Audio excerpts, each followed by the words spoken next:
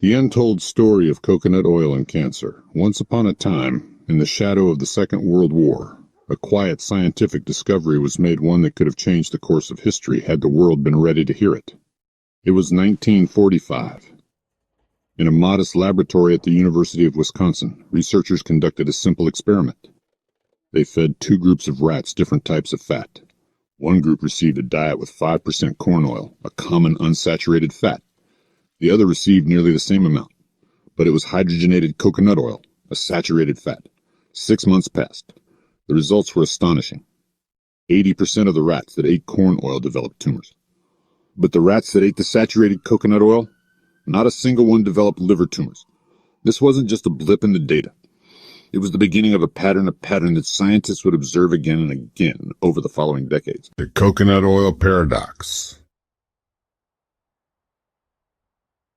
In the 1970s and 80s, fat was becoming the villain of the dinner table.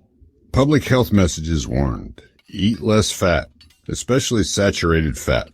Coconut oil, once a kitchen staple in tropical countries, was pushed aside in favor of vegetable oils like safflower and corn oil.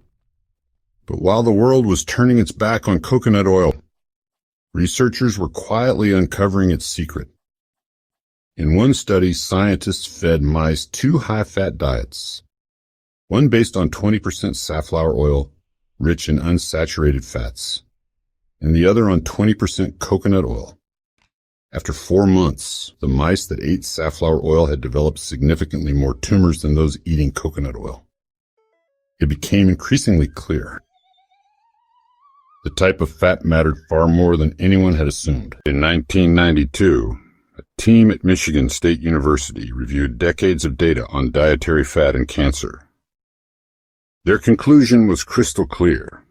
As the fat content of the diet is increased, a consistent and substantial increase in the development of rodent mammary gland tumors is observed. But the story didn't end there. They went deeper, and what they found was crucial.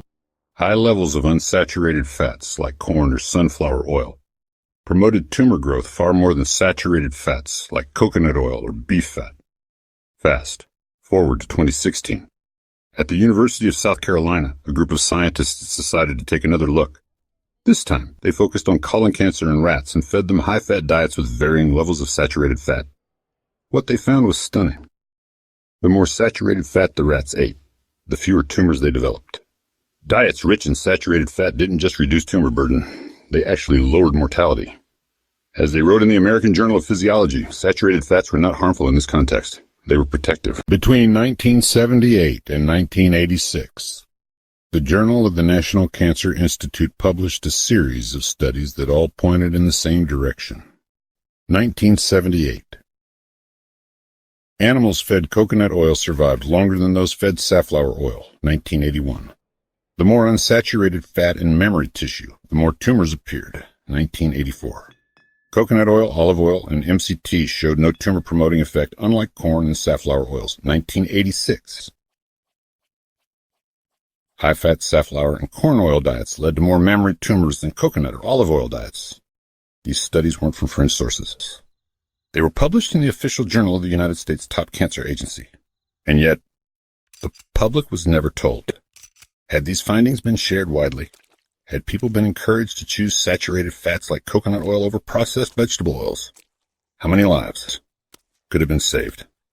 How many families might have been spared? Today, we're still told to avoid saturated fat, yet the data from 1945 through the 2000s tells another story, one that's been buried in the footnotes of scientific journals for too long.